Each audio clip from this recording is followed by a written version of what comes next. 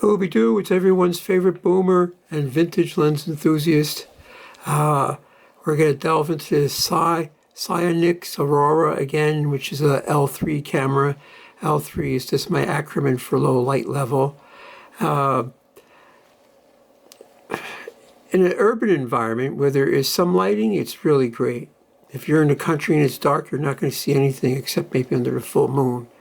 But what it's great for is stars. This thing will capture the Milky Way. It cuts through pollution and haze. I use it because I'm looking for meat eaters, fireballs, and UFOs, and satellites. And on October 1st, it was clear and cold. One of the clearest, darkest nights I've seen, where the sky was actually purple instead of some puke gray color. So I set this up. I was pointing at the North Pole, which is in that direction, but probably to slightly to the left of the North Pole. Okay, and I let this thing run for like 90 minutes in like 15-minute bites or maybe half-hour bites. And well, this is the last segment right before dawn. And I thought it would be worth your while to watch it. Now, this has a f1.4 lens, and the size of the chip, it has a very narrow field of view. It just about covers between the horns of Taurus and the Pleiades. So I bought this SIOnyx DCR high definition wide angle conversion lens 0.7. Oh, what a difference this makes. I mean, with the old set, with the original lens, meteors or anything could happen outside, you wouldn't know it. Here, at least you could catch it in the corner and say, oh, wow, that was trippy. But what I'm noticing, since I've been watching the night sky for the past 30 years, and Elon Musk, that dank sock puppet, he shot all these Starlink things up, and there's all these tiny little dots floating around in the sky. Now, it wasn't just Elon. The United States started with their GPS, and then I think the European Union got in on it. And then, Russia's got their GPS system. And now China is going to launch tens of thousands of these GPS satellites or something. Maybe they're for AI, distributed AI, who the hell knows. And from it being like a rare treat and saying, ooh, I saw a satellite, it's like, oh my God, not another satellite. Now, where I live with the light pollution, I can't see these. If they're 5th magnitude, forget about it. I'm not going to see it. I guess I could always scan the sky with my binoculars, and I'm sure I could pick them up and check them out. But this thing sees them, and the night sky is filled with these tiny little moving dots. Like I said, I think they're some sort of fleets of GPS, but they could be UFOs, because technically they're unidentified flying objects. So, rather than discuss it endlessly, I'm just going to play this video. Now, the video is compressed by turning it to grayscale. I set the machine to run in black and white, but the video is recorded as a tricolor gray. So using Handbrake 1.3.3, I clicked on grayscale, and I did a very slow compression for quality also. And that's all I did. Oh, I reduced some noise. Very important. This thing is very noisy. So that's it. So it's black and white. It's of the North Polar region. And you count how many of these little dots you see, right? And put it in the comments. I see X amount of dots, moving dots. Oh, and there's tons of meteors, a couple fireballs, a lot of fast, short meteors and fast dim meteors. So check that all out. Oh, October 1st was a special night. Absolutely. So let's jump right into the video. October 1st, 2025, like 5 o'clock in the morning. And look at the first thing. Well, this is a segment. This is a 19-minute segment or so. And look at here's some bright light moving through the sky. More likely an airplane because it's so bright. But you see that other dim one in the center of the screen? What's that? Why two right in a row? This is looking towards the North Polar region. It's a celestial North Polar region. The North Pole is sort of to the right side of the screen, and that fuzzy spot on the left side, that's the double cluster in Perseus. It was super clear night, and this thing was, resolving stars at its maximum. I mean, the amount of stars, the dimmer stars.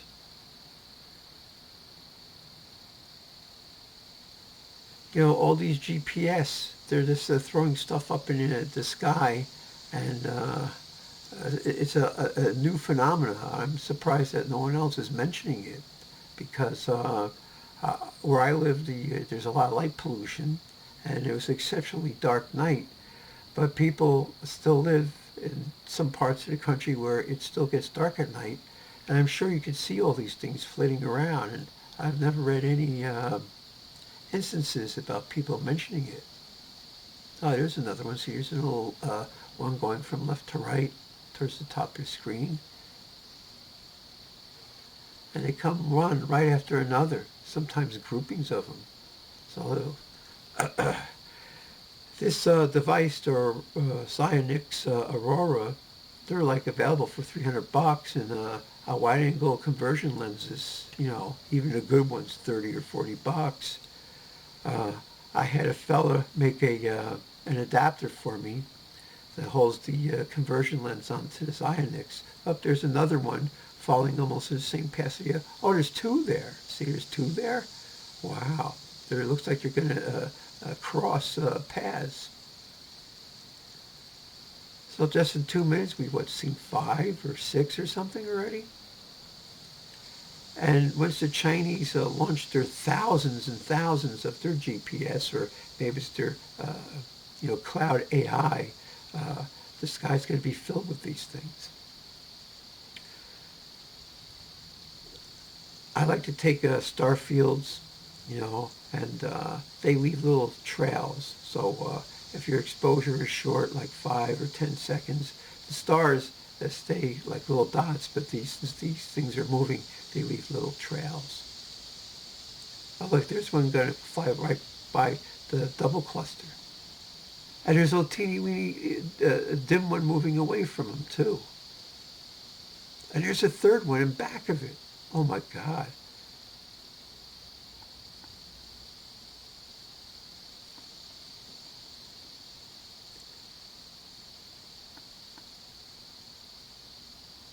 Now, this thing is a 3-element lens in a plastic barrel, and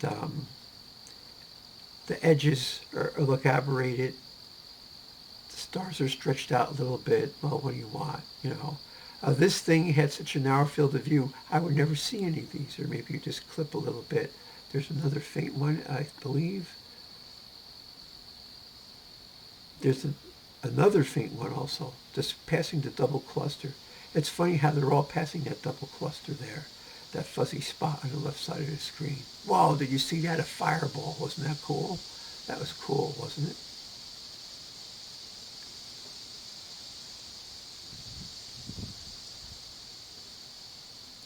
Now, there's another one just past the double cluster. I don't know. Oh, there's another one just coming in from the left side of the screen. It's going to pass the double cluster. It's just amazing. 10 years ago, you didn't see this. Elon Musk started that with his Starlink. Of course, the United States is putting up GPS for commercial and military use.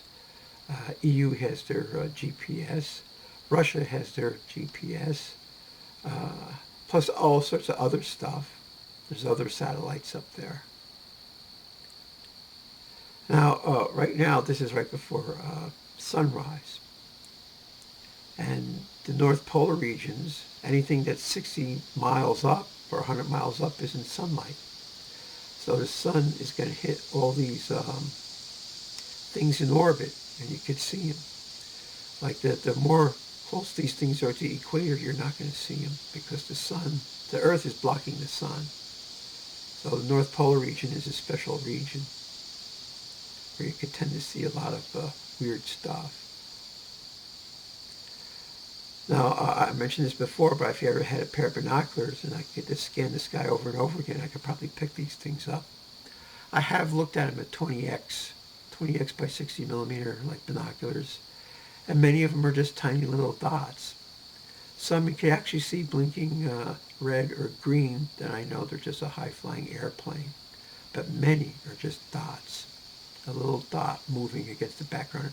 There's another one towards the upper part of the screen, moving from left to right.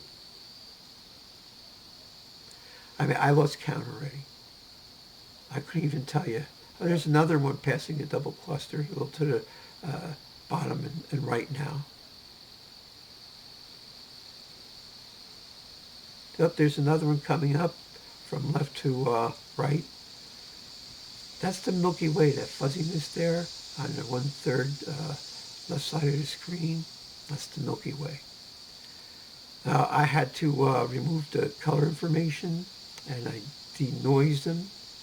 And this is being uploaded to different... Oh, there's another one up on top. So there's two on the screen at the same time.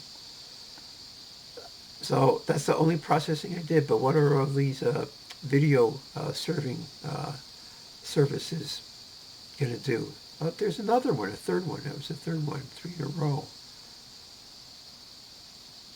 There's one moving real slow just past the double cluster. It's heading down, diagonally down.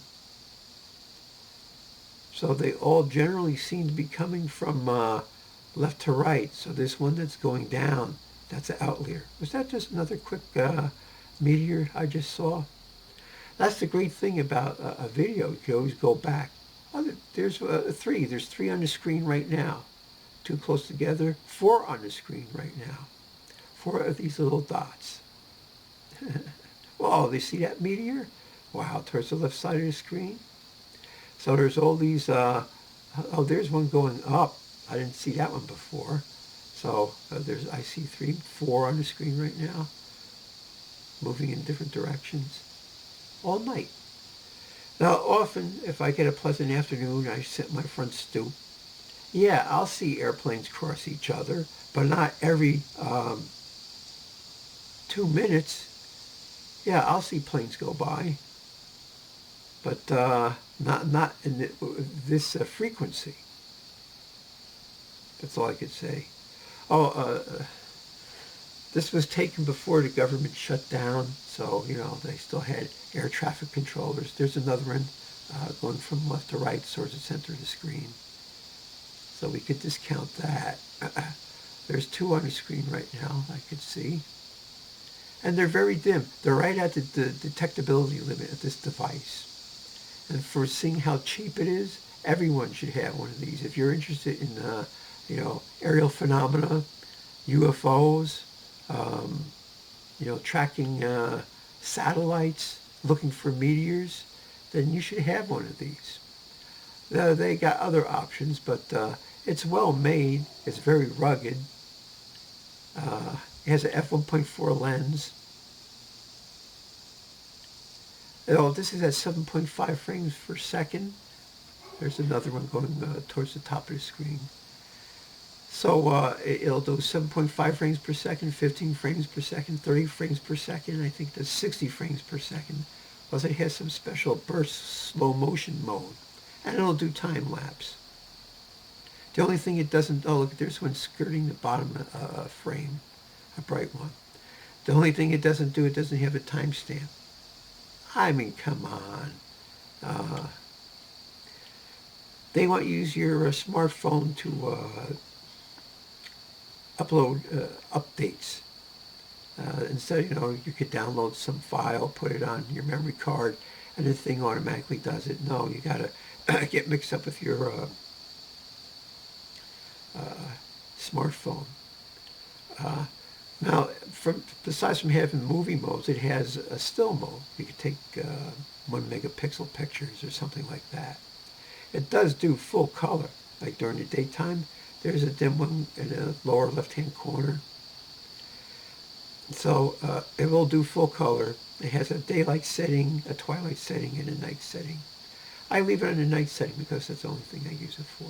I mean, I have regular video cameras if I wanted to, you know, regular movies, 1920 by 1080. Oh, that's another thing.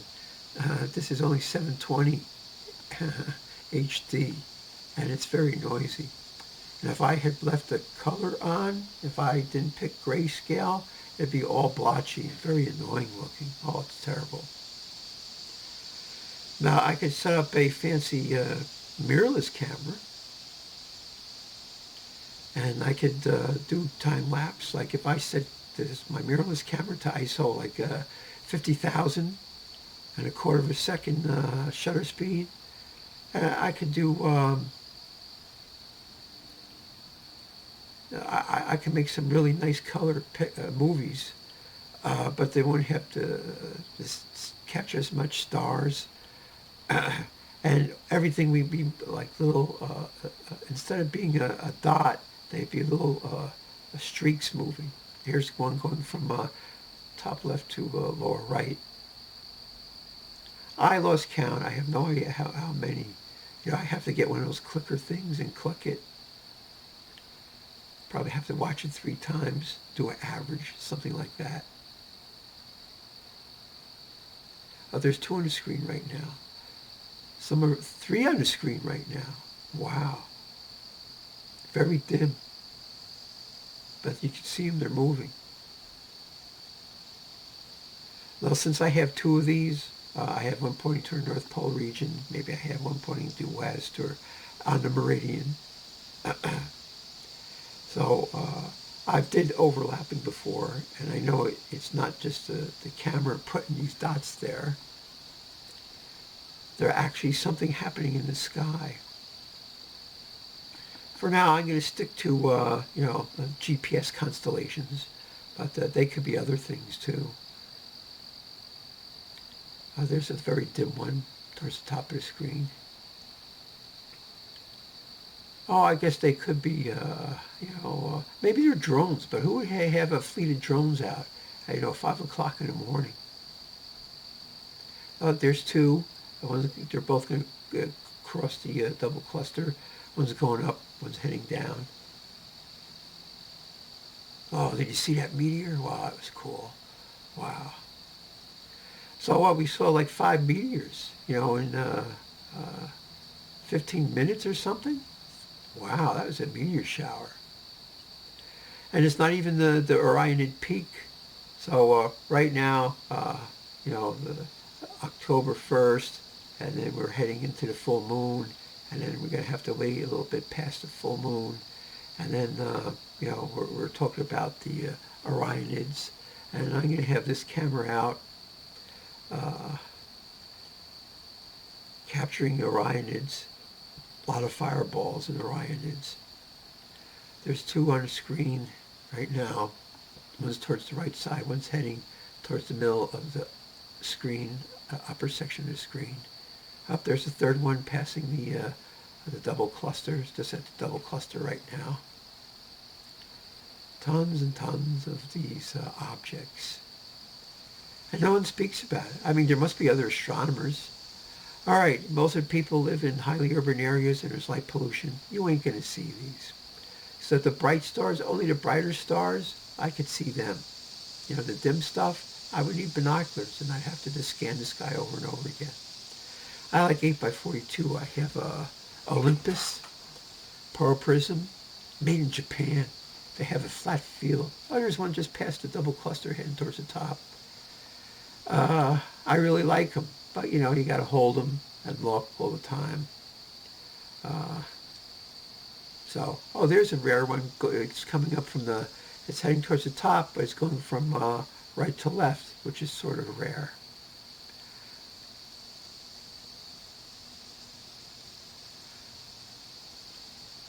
I was originally using this at 15 frames, 30 frames per second and 15.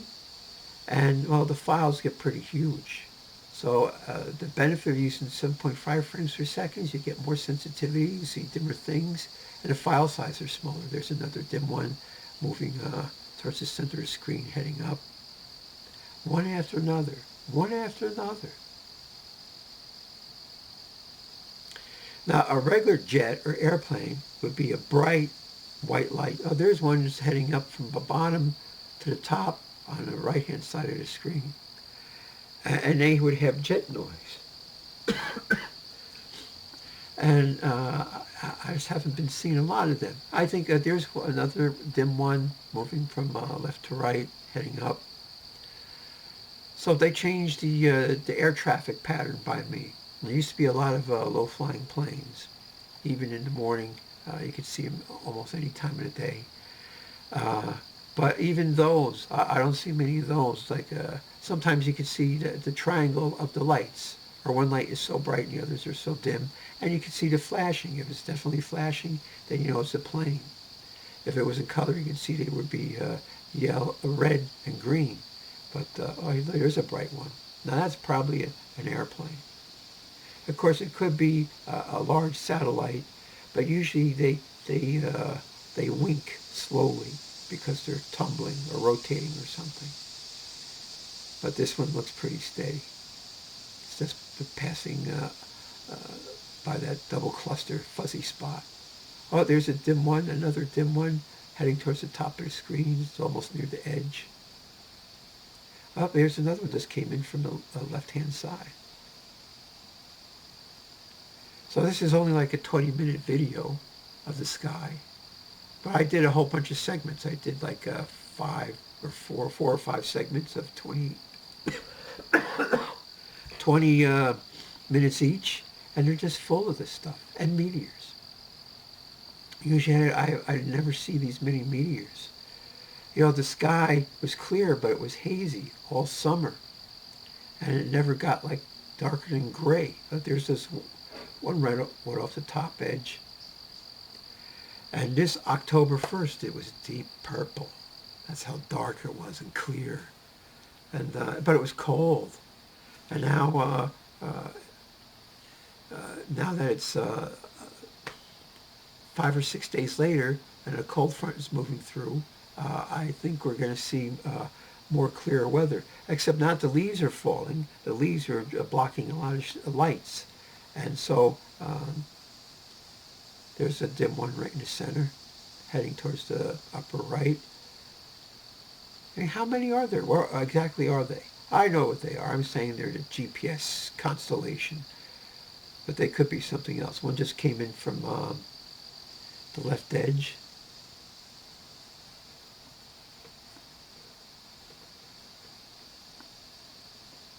So, like I said, this is a SIOnyx Aurora.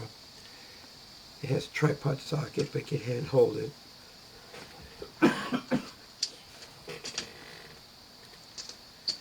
There's one skidding the top edge.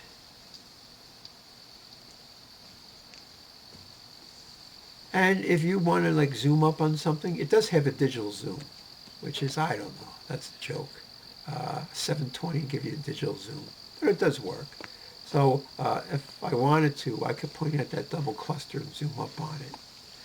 Now, I had a rifle scope hanging around, one of those 3 to 9 zoom, 40 millimeter one, and I thought it would have like this great eye relief, and I could like use it to, you know, focus up on some interesting objects in the night sky, like the double cluster.